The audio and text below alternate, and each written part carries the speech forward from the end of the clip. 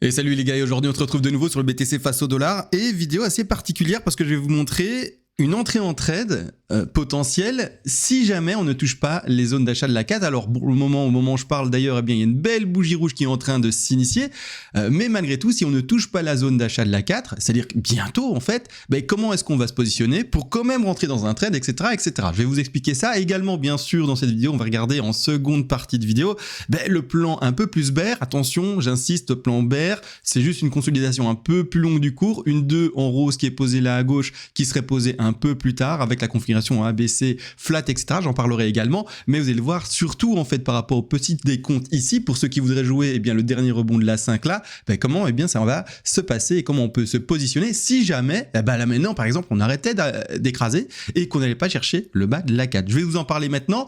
Malgré tout, juste avant, je rappelle qu'on a un Discord et c'est le meilleur endroit pour apprendre. Si vous voulez apprendre des Elliott Wave, vous pouvez rester entre guillemets passif, regarder mes vidéos, regarder un peu sur Google, mais le meilleur endroit pour pratiquer et échanger avec des gens qui sont également fans dans le domaine, etc. Ben finalement, ce Discord qui est une énorme niche et qui comprend ben finalement tous ces gens qui veulent avancer ensemble sur les Elliott Wave, eh bien, venez sur le Discord. On a bien sûr le forum, où vous pouvez parler de tout et de rien, mais surtout ben, des cryptos et des décomptes Elliott Wave. On a également bien sûr tout ce qui est PDF avec les explications du money management, risk money management et également les vagues d'Elliott Wave, si j'arrive à articuler. On a également des lives et des rediffusions. On a ici les lives qui sont proposés plusieurs fois par semaine, 3 à 4 fois par semaine. On a également bien sûr tout ce qui est analyse en elle-même, eh bien du BTC mise ici comme vous le voyez en plan, expliqué, etc. que je partage quasiment tous les jours également, il me semble. Hein.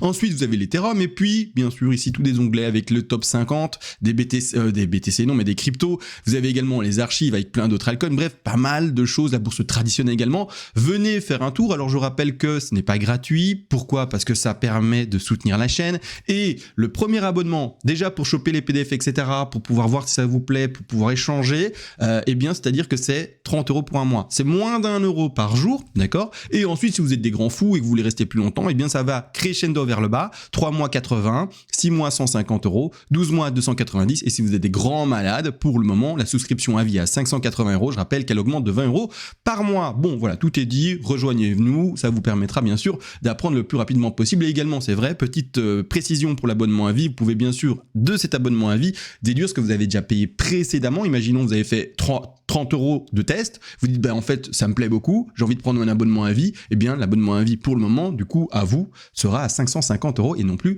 580. D'accord? Si vous avez payé plus, vous faites une déduction plus importante, etc., etc. Vous m'en parlez par mail ou également et bien sur le Discord comme vous êtes déjà passé par le Discord en privé et on s'arrange entre nous et je vous explique comment procéder. Bon, tout ça est dit pour maintenant et bien notre petit Discord. On va repartir sur le BTC, donc j'agrandis l'écran.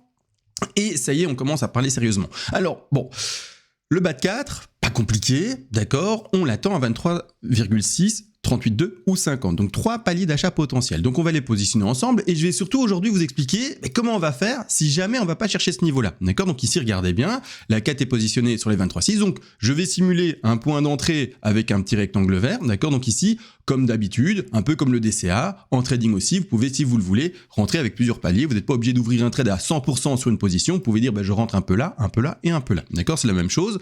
Si vous voulez pas le faire, vous ne le faites pas. D'accord? C'est une question de risk management et surtout de reward. D'accord? Donc finalement le RR. Et si vous voulez prendre plus de risques pour avoir un reward plus important, vous pouvez également bien sûr. D'accord? Là-dessus, vous êtes responsable. En tout cas, j'estime que si vous faites du trade, vous gérez déjà tout ça. D'accord? Si vous faites, en fait, si vous n'avez pas la gestion du money management et des outils que j'explique, donc stop loss, take profit partiel, différents points d'entrée si vous le voulez, etc. Les RR, etc. Donc les ratios reward. Si vous gérez pas ça, selon moi, vous ne tradez pas et vous êtes encore dans une phase d'apprentissage. Ou alors si vous faites du trade, c'est dans cette logique d'apprentissage et vous jouez finalement qu'avec des micro-sommes pour vous faire la main. D'accord? Vous jouez pas avec un vrai capital trading. Vous êtes au début, vous vous dites voilà, je mets 100 € sur la table, c'est mon capital trading, je m'entraîne. Si je perds ces 100 € parce que je suis en train de m'entraîner et apprendre, ça m'aura coûté l'apprentissage 100 €. Voyez-le comme ça. Et le jour où vous gérez tout, vous vous dites mince, j'avais 100 € de base, j'ai réussi à faire vraiment un petit retour sur mon investissement et ici plutôt un retour sur mon capital trade assez intéressant.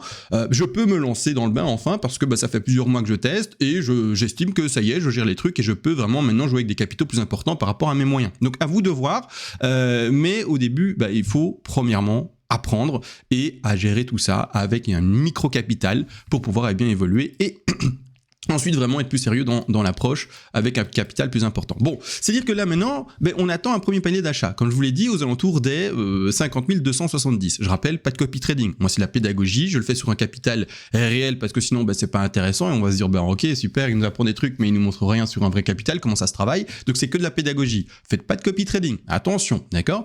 Malgré tout, maintenant que ça s'est dit, on attend, donc dans cette élaboration de trade, les 50 270. Si on les touche jamais, et que d'ailleurs là maintenant, par exemple, c'est le plus bas, et là, ça rebondit blip blip blip. Comment est-ce qu'on va faire? Personnellement, je vais rentrer en fait cette 4 qui ne sera toujours pas finie, d'accord? Et je vais installer, alors regardez bien, je vais installer une flat en running. Et donc c'est-à-dire que on attend, on rentre pas précocement, etc. On rentre pas sur un coup de tête en se disant voilà, j'achète maintenant, blablabla. Non, d'accord? Ce qu'on va faire du coup, personnellement, vu qu'on n'aura pas touché la zone d'achat, je partirai sur une première A, un rebond de B, et puis une dernière C. Alors je vais maintenant le mettre de manière lisible, donc je vais le mettre en vert non du tout, en blanc, pardon, hop, comme ça, hop, et je vais partir sur une élaboration de 4 qui se fera comme ça, d'accord? Alors pourquoi est-ce que je pars sur ça? Alors, comment s'appelle d'ailleurs cette figure-là? Pour les débutants, je vais le dire, etc. Mais je vous rappelle, si vous voulez vraiment apprendre rapidement, avoir le PDF, etc., qui vous explique tout, vous aurez tout écrit en noir sur blanc, de manière concise, etc.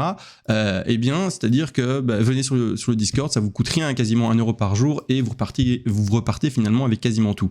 C'est-à-dire que, on n'aura pas touché ça, et pourtant on va faire un nouveau plus haut. D'accord? On va rebondir, bloup, bloup, bloup, on va refaire un nouveau plus haut. On n'aura pas touché notre zone d'achat potentielle. Bon, dommage, d'accord? Vous allez vous dire, j'aurais pu ouvrir un trade.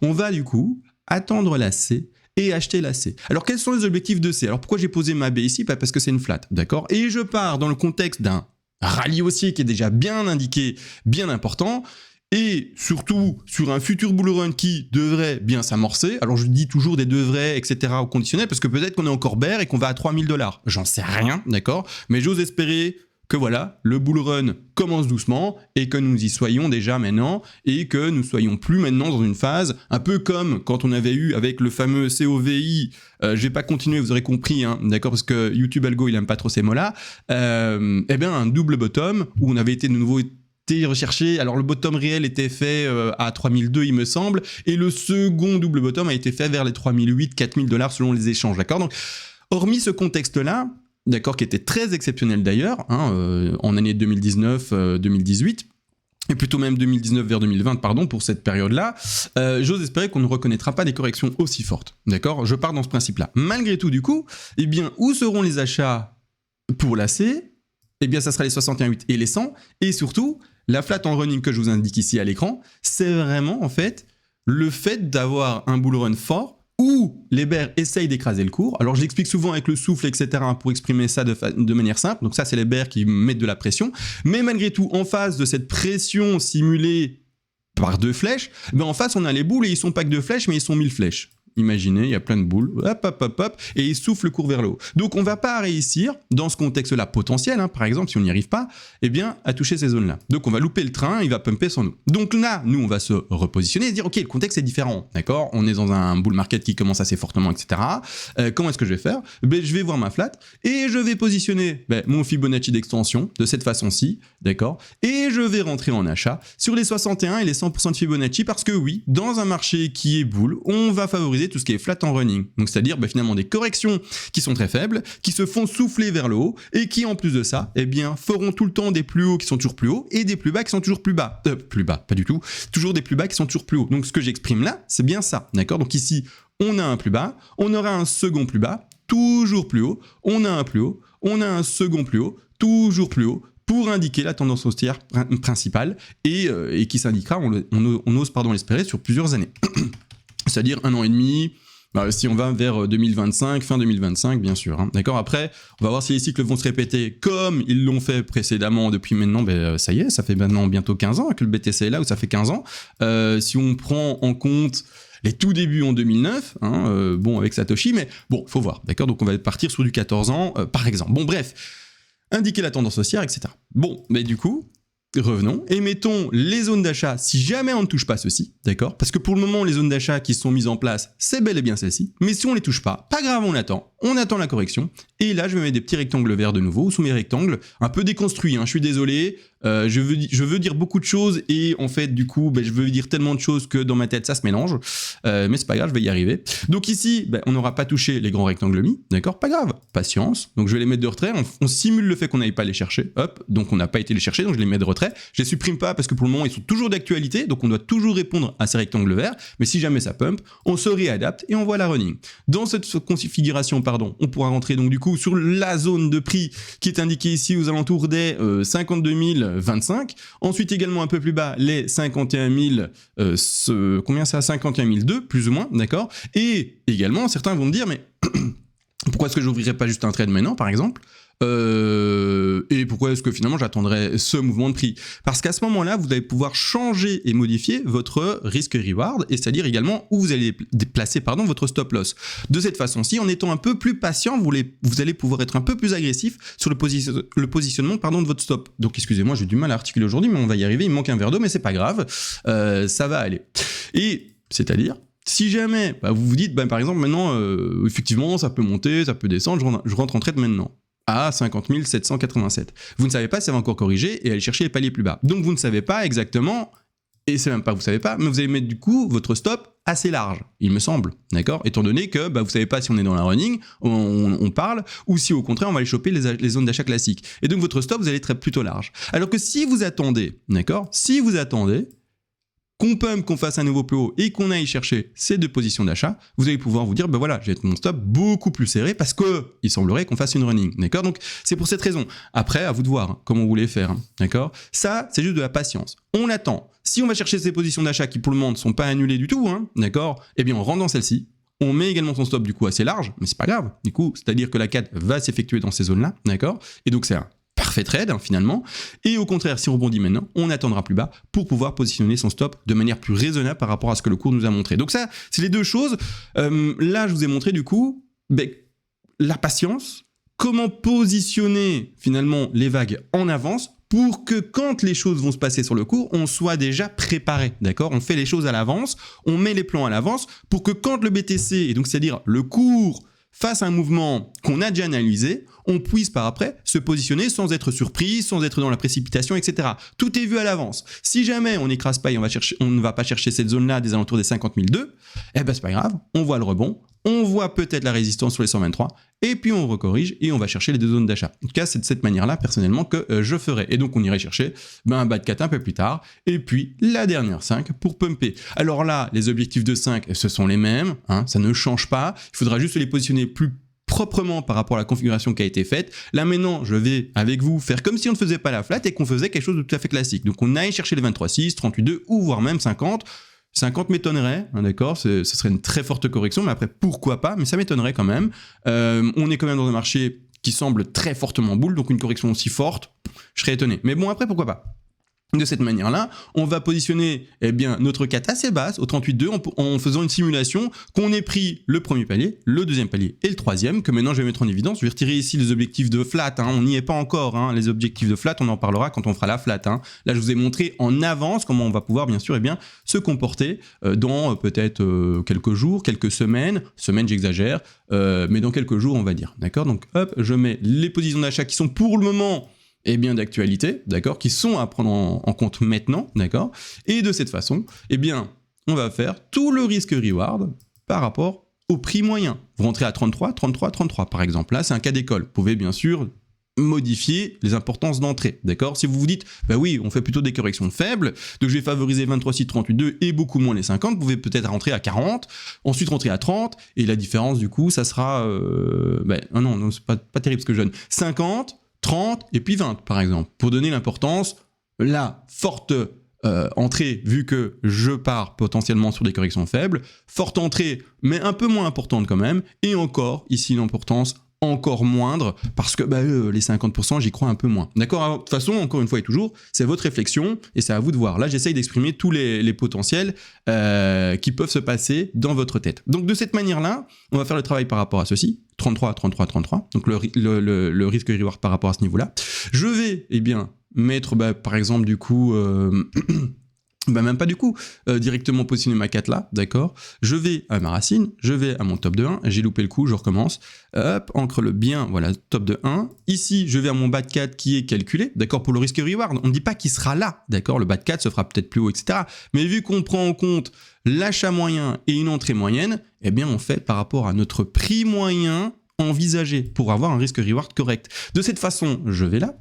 Et mon premier objectif de prise de bénéfice, ça sera les 100. D'accord? Donc, on n'est pas obligé d'aller to the moon, là, du tout. Hein. On est juste sur un petit trade, dernière 5, avant une correction plutôt importante pour une autre 2. Vous voyez là-bas, hein, le degré supérieur. Donc, on a notre degré en bleu, 1, 2, 3, 4 et puis 5. Et ensuite, on a un top de 1 qui est, lui, eh bien, le degré supérieur. C'est un peu comme des poupées russes. Vous aurez toujours des décomptes plus petits. Par exemple, ici, on a un décompte plus petit en 1, 2, 3 à 4 en rose, mais là-dedans, il y a encore des décomptes plus petits. Mais comme il y a des décomptes plus grands, on a également le décompte en blanc qui, lui-même, eh bien, a le décompte bleu, et ce décompte blanc, eh bien, lui-même aura le décompte rose encore plus grand, et ce décompte rose aura un décompte encore plus grand qui est la 3, etc., etc. Et il y a encore un décompte plus grand que ce que l'on voit ici en blanc, d'accord? Il y a une énorme, d'accord? Vous aurez compris l'idée. Donc c'est des poupées russes, voilà, ça s'emboîte non-stop. De cette façon, premier objectif de vente, ça sera ici les 100, d'accord? Deuxième objectif de vente, ça sera également, du coup, les fameux 161,8 et troisième objectif de vente. Alors je suis pas en log, hein, super.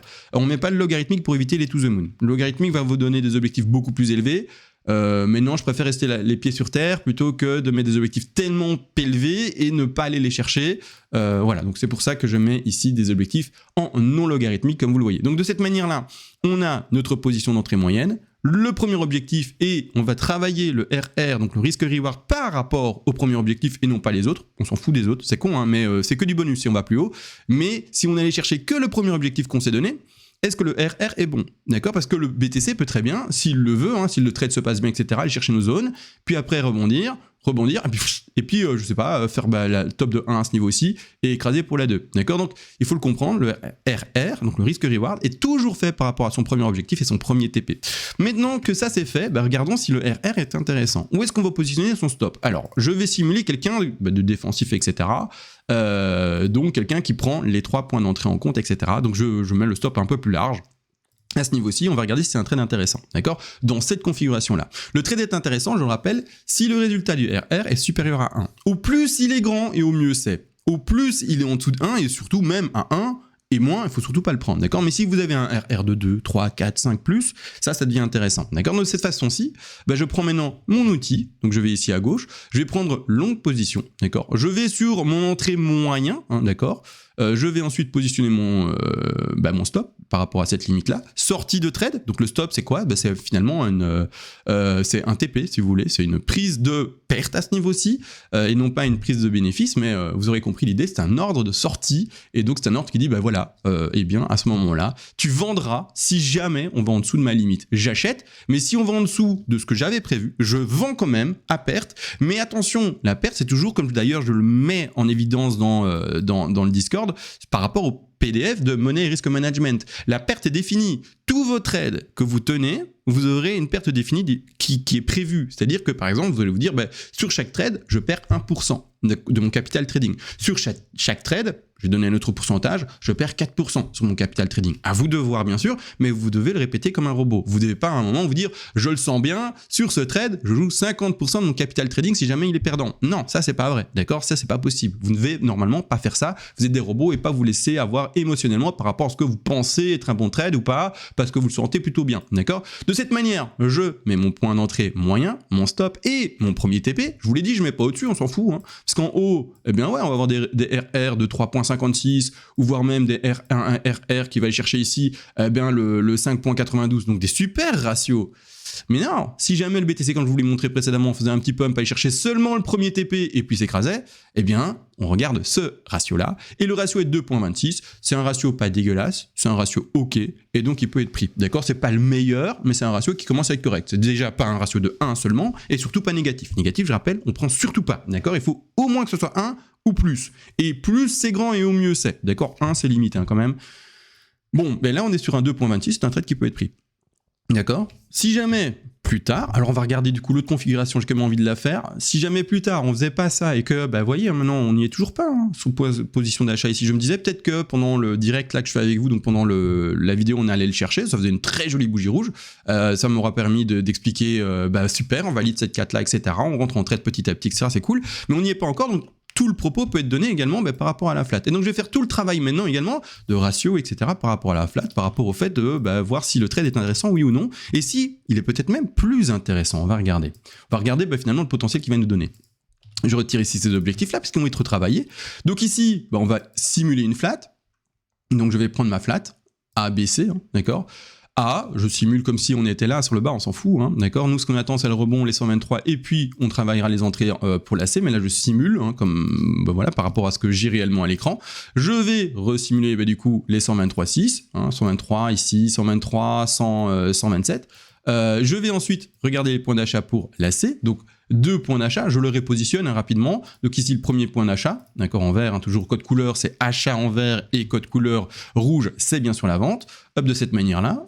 Là, on irait chercher un double bottom. Dans la logique que je vous expliquais là tout à l'heure de toujours faire des plus bas, toujours plus haut, des plus hauts, toujours plus haut, le double bottom, je suis pas trop fan. Mais allez, on va faire comme si, d'accord, on va faire comme si, il faisait ça par exemple. Donc, si j'achète à 50% et 50% dans cette position-là, ça va me donner une position d'achat moyenne là au milieu, donc je vais me masser au milieu, d'accord. Si vous rentrez avec un seul trade, avec une seule entrée par exemple sur les 61,8, on oublie celui-là et le RR doit être travaillé par rapport à cette position d'entrée. Mais nous, on simule les deux. Donc pas compliqué, d'accord. On fait comme si on avait chopé les deux, tout simplement. Et donc on se met au mieux, donc ici, point d'entrée moyen, plus ou moins du coup, dans ce cas pratique, aux alentours des 51 345 $. Là, je vais positionner ma 4 vers là, d'accord. Peu importe qu'on aille ou pas vraiment faire ce niveau-là, le RR est fait par rapport à votre prix moyen d'entrée. De cette façon, je vais repositionner maintenant par rapport à ce prix moyen d'entrée mes TP, pour la 5. De nouveau fait, je vais le faire en 3 secondes, parce que sinon on est reparti pour 3 heures de vidéo. J'essaie d'être concis parce que j'ai trop de choses à dire, c'est abusé. Hop, mon bas de 4. Je vais positionner maintenant mes positions tout simplement de vente. Donc ici, de nouveau, les 100. Hop, on va remettre ça en rouge. La différence n'est pas folle, je trouve. Mais vous allez voir que peut-être que, je dis peut-être, mais j'en suis sûr en fait, le ratio va être dingue. Le ratio va être vraiment plus intéressant si on fait ça. Boum, d'accord. Là maintenant, même chose, je peux être un peu plus agressif comme je vous l'avais dit par rapport au stop, parce qu'on part sur le principe de faire une flat en running, d'accord. Là mon stop, je le mets plus serré, je le mets un peu en dessous de mes points d'entrée, je vais le mettre là par exemple. C'est un exemple, vous le mettez par rapport à ce que vous voulez, les résistances, les supports, vous jouez ça un peu comme vous voulez, mais voilà, moi je le simule en dessous, d'accord, de ceci pour expliquer rapidement. Je vais ensuite tout simplement reprendre mon outil de ratio. Donc ici, je vais sur la position longue. Je me mets au prix moyen d'entrée. Je mets ici la simulation du stop par rapport à l'exposition du stop. Et je vais chercher le premier TP. Le premier objectif. Pas les autres, comme je vous ai expliqué. Sinon, on aura des ratios beaucoup plus importants et intéressants. Et là, maintenant, alors c'est marrant parce qu'il est écrit en rouge, mais on a un ratio, un risque-reward, d'accord, de 3.37. Donc on a un ratio meilleur que si, on devait attendre. Alors là, bien sûr, on ne sait pas lequel va s'enclencher, lequel des trades va s'enclencher. Pour le moment, vous devez maintenir, bien sûr, les 3 paliers que j'avais montrés précédemment et que j'ai retirés à l'écran. Mais si jamais on va pas chercher, je vous l'ai dit, le premier objectif à 23,6 de la 4, donc l'élaboration, on part pas en flat et on écrase un peu, voilà la seconde entrée qu'on positionnera. Et ensuite, du coup, un RR de 3.37. Très positif, très propre, nickel. Donc, c'est-à-dire que pour le moment, moi, je reste dans cette configuration-ci. Également, pour ceux qui se disent, oui, mais CMA, t'es au courant qu'il y a également un plan bear à côté. Et je reprécise, c'est pas un plan bear qui va chercher les 3000 $. On reste dans un plan bear, petite time frame entre guillemets, qui voit une consolidation du cours un peu plus profonde que ce que j'ai montré pour continuer à monter. Il est vrai que certains vont se dire du coup, attends, si on peut écraser un peu plus, ça veut dire qu'il y a des trades perdants potentiels. Oui, mais ça c'est la vie d'un trader. Je rappelle, un trader ne gagne pas 10 trades sur 10. Ça c'est du fantasme, ça c'est les films, ça c'est au contraire peut-être des influenceurs Instagram qui vous font des shorts un peu chelous.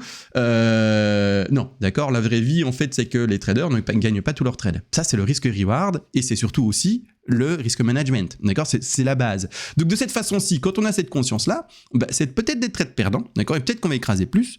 Donc là, on serait du coup peut-être, d'accord, dans l'élaboration. On n'est pas déjà, eh bien, déjà maintenant sur des vagues haussières. Donc je vais retirer ça et le mettre en retrait. Donc non, on n'est pas là-dedans, CMA. Non, peut-être pas, en effet, hein, tout à fait. Hein, les bears, il n'y a pas de souci. Et encore les bears plutôt boules, hein, c'est juste voir une consolidation un peu plus longue pour pouvoir pumper plus fort après. C'est-à-dire que du coup, ben, on va mettre en évidence le plan bear. Je vais le mettre en jaune ici et je vais montrer les vagues. Donc ici, c'est cette fameuse ABC. Je vous ai déjà expliqué pourquoi je n'étais pas là-dedans. Hein. Je vais le réexpliquer maintenant, mais je vous ai déjà expliqué. Pourquoi est-ce que je suis pas là-dedans? Rapidement, parce qu'en fait, du coup, je vais vous montrer la config en ABC. Qui est censé sous-composer la grande B en jaune. Donc ici une première A, une B là où là on s'en fout, hein, je la mets à côté pour que tout le monde soit content, je la mets là, d'accord, que votre B se termine là ou là, ça va pas changer grand chose par rapport aux extensions, hein, clairement, et ensuite eh bien vous allez chercher votre top de C, d'accord, et je vais le mettre en une autre couleur, comme ça tout le monde le voit bien, je vais le mettre en framboise, hop, en framboise c'est bien, donc A, B, C, B là ou là on s'en fout, d'accord, dans les micro-décomptes ça change un peu, mais sinon c'est pas grave. Bon, du coup, je l'ai mise là sans faire exprès, parce qu'il y a l'élément qui l'a mise. Mais du coup, d'accord, ce qu'il faut comprendre, c'est que la C, eh ben, elle est forte, d'accord? Alors, je vais l'installer avec vous. Et un objectif de C, c'est quoi? Eh bien, c'est tout simplement les fameux 61.8, les 100, 123 et 161.8. Et peu importe où je le pose, sur la mèche ici, si la B était là ou là, peu importe, hein, d'accord? Vous voyez bien qu'on a explosé les 161.8 et qu'on est même à 200 maintenant. Quand on va chercher au-delà des 161.8, on doit se dire, bah, la C a moins de chances d'exister et on doit plutôt aller dans la configuration d'une impulsive, d'accord? Et c'est pour ça que moi, je vous ai d'abord montré d'ailleurs le plan boule en bleu. Donc une batte 2 là, un top de 3 là, une 4 là, et puis une 5 qui pumpera au-dessus. Parce que, dans cette logique-là, la C a moins de chances d'exister, même si ça peut exister, mais c'est plus rare. Une C qui va chercher plus que 161.8. Donc ici, bah, c'est pour cette raison-là que déjà, bah, je ne mets pas tant que ça en évidence ce plan-là. Mais il existe, d'accord? Il existe. Il a selon moi moins de chance, mais après, encore une fois, c'est pas grave. On loupe peut-être notre premier trade, ça continue à écraser, ok? Et donc, là on se dira, bah ok, en fait c'était la ABC en flat, ça fait un trade perdu, ok? Parce que, ok, ou deux, hein, peu importe, hein, 2 ou 3 même, hein, je sais pas comment vous allez configurer ça et comment vous allez tester ça, c'est pas important, il y a le risk management, hein, de toute façon, pour vous sauver. Ensuite, du coup, eh bien, on va mettre les deux positions d'achat de C, et là, eh bien, si au contraire, on va faire 1 ou 2 trades perdants là-bas en haut dans les tops, en espérant un pump, eh bien, on attendra du coup un troisième trade, toujours ouverture haussière, qui va se positionner sur ces objectifs-là. Donc, je précise, les 47 000, allez, 400 pour arrondir, et ici, les 43 000, on a combien là 42 350, d'accord? Excusez-moi, mes petits yeux et les petits chiffres sur l'écran. Comment est-ce que j'ai trouvé ces zones d'achat? Donc du coup, ça je vais retirer maintenant, ça je vais retirer ici, la flat je vais retirer aussi. Comment est-ce qu'on a trouvé ces zones d'achat? Bah rien de compliqué. Quels sont les objectifs du flat en running? J'attends, vous les avez dit, oui ou non? Ouais, sûrement, mais non. Bah, c'est tout simplement les 61.8 et les 100. D'accord? Donc je positionne mon Fibo, pouf, comme ça, et boum, on tombe dedans. Donc ici, première zone d'achat pour les gens qui se disent, ben, on est plutôt dans une flat en running. On va aller chercher ici les 46 300. Allez, je vais arrondir à 400 parce qu'on est à 371. Et également le deuxième objectif ici qui va chercher les 42 428. D'accord? Et ensuite, deux positions d'achat de prise. Ensuite, bah, bien sûr, qu'est-ce qu'on va faire? On va mettre son stop. D'accord? Alors à vous de voir, si vous voulez voir une flat en étendue, une flat étendue, c'est quoi? C'est une C qui irait plus basse, hein, et qui irait chercher c'est 123 et 161.8. Vous pouvez aussi, d'accord? Mais comme on est dans un marché qui semble très haussier, qui fait que des corrections pour le moment très faibles, etc., hein, vous avez qu'à regarder le cours, il fait des corrections que très faibles pour le moment, etc., il est vraiment pas violent dans ses corrections. Flat étendue, j'ai pas trop envie de la privilégier, d'accord? Et toujours dans cette logique de toujours faire des plus hauts toujours plus hauts et des plus bas toujours plus hauts également, d'accord? Toujours cette logique-là. Donc, vous pouvez, mais n'empêche, en mettant en avant plutôt dans ce magnifique début de bull run, eh bien vous mettrez votre stop en dessous là, d'accord? Et là, par rapport à ce trade-ci, là on a des objectifs beaucoup plus importants qui vont aller chercher le top de 3, voire même le top de 5, d'accord? Vous voyez ici. Donc vraiment, est-ce que je le fais maintenant? Là, c'est un travail. On est à combien de temps d'enregistrement? On est déjà à 28 minutes. Je le fais pas, d'accord? Je le fais pas, on n'y est pas encore. Je ferai ce travail, et donc c'est un RR de fou malade, hein, d'accord? Si on arrive à choper ce trade-là, c'est un RR de fou. Mais je le ferai quand vraiment ce plan-là, avec une plus forte correction, se valide. Pour le moment, on n'y est pas encore. Voilà, on est déjà à 28 minutes de vidéo, donc c'est suffisant. Les gars, fin de vidéo. abonnez-vous, d'accord? Mettez un petit like et des commentaires. Vous savez que je suis une chaîne qui, malheureusement, n'a que très peu de commentaires étant donné que je ne parle pas d'Elon Musk, de phénomène buzz et quels sont les top crypto IA ou je sais pas quoi. Altcoin, c'est quelles sont les pépites de je sais pas quoi. Bon bref, ça fait pas très parler dans les commentaires. Mettez juste un merci, un petit cœur, un petit nice, un petit ok, un petit tel meilleur ou au contraire autre chose. Je rigole avec tel meilleur, hein, bien sûr, mais bref, mettez un petit commentaire, ça me fera que plaisir étant donné que ma chaîne pourra être mise peut-être plus en avant avec monsieur YouTube Algorithme. Allez, sur ce, des bisous, on se retrouve à la prochaine et pour ceux qui sont intéressés également pour apprendre plus rapidement sur le Discord. Tchuss les gars.